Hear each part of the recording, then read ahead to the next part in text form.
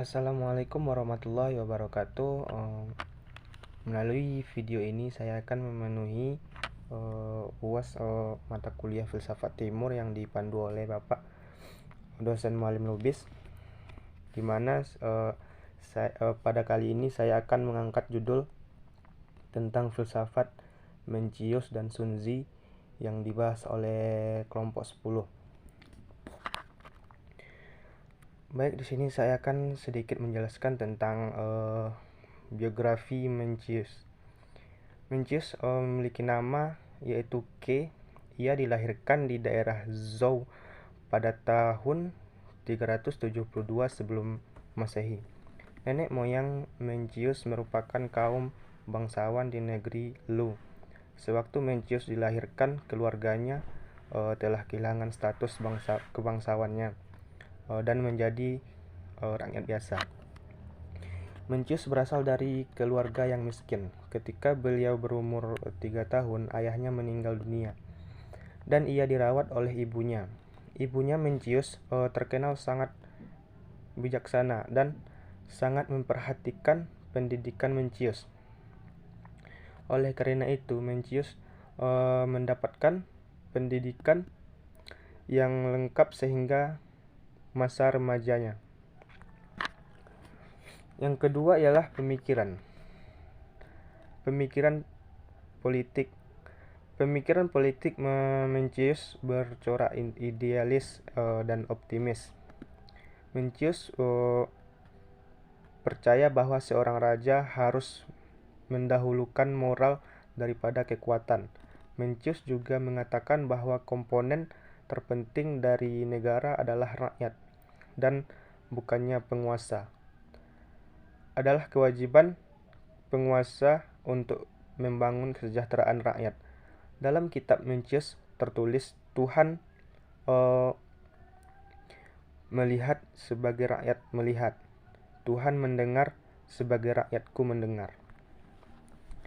Yang ke bagian B ialah pembagian pemikiran tentang manusia. Menurut Mencius, sifat asli manusia sejak lahir adalah baik. Persoalan ini selalu dikemukakan oleh para kaum cendekiawan pada akhir zaman Chunkyu. Konfusius mengatakan bahwa lingkungan yang memberikan pengaruh mendalam bagi sifat manusia. Mencius cenderung mengatakan bahwa sifat asli manusia adalah baik. Dalam kitab Mencius tertulis, Mencius berkata, Air memang tidak dapat membedakan antara timur dan barat, tetapi dapat membedakan atas dan bawah. Sifat asli manusia cenderung baik, laksana air yang mengalir ke bawah. Sifat manusia tidak ada yang tidak cenderung kepada baik seperti air, tidak ada yang tidak mengalir ke bawah. Yang poin B ialah Sunzi. Biografi. Pada kesempatan ini saya akan menjelaskan tentang biografi Sunzi. Sunzi memiliki nama lain yaitu Qin dan dilahirkan pada tahun 313 sampai 238 sebelum Masehi di daerah Zhou pada zaman negara berperang pada tahun 420 atau 221 sebelum Masehi.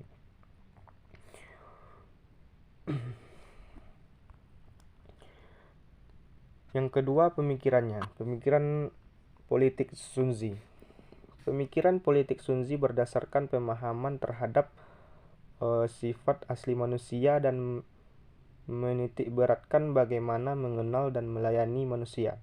Sunzi mewarisi konsep Zhengming dan Li yang diajarkan oleh Konfusius. Selain itu, Sunzi juga menyerap berbagai aliran lain pada zaman pra-dinasti Qin pada tahun 221 sampai 206 sebelum Masehi. maka pemikiran Sunzi menjadi lebih berwarna karena mengadopsi berbagai aliran filsafat. Yang kedua, sifat asli manusia bagi Sunzi itu buruk. Sunzi dikenal dengan teorinya yang menyatakan bahwa sifat asli manusia adalah buruk. Menurut Sunzi, kodrat manusia adalah buruk karena manusia dilahirkan dengan memiliki keinginan atau hasrat yang menuntut untuk selalu dipuaskan. Yang selanjutnya ialah dasar pemerintahan.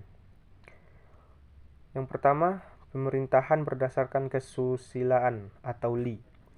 Sunzi dikenal sebagai ahli filsafat pertama yang mengenalkan pemikiran Rufa, yaitu pemikiran yang menggabungkan ajaran Ru dengan pemikiran Fa.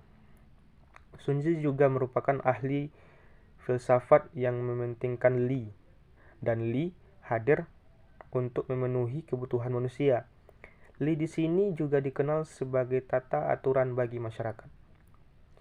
Di dalam kitab Sunzi tertulis, Li atau tata aturan dan upacara adalah panduan bagi pemerintahan sebagai negara. Li juga merupakan bimbingan dan dasar bagi kemajuan sebuah negara.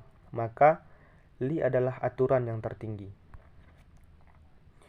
Yang kedua ialah pemerintahan berdasarkan kesulitan atau Li dan undang-undang atau Fa. Selain mementingkan Li, Sunzi juga mementingkan pemerintahan Fa berdasarkan undang-undang dalam pemerintahan negara. Pemberian hukum dalam sebuah pemerintahan adalah suatu hal yang perlu untuk dilakukan, namun tetap harus berdasarkan Li.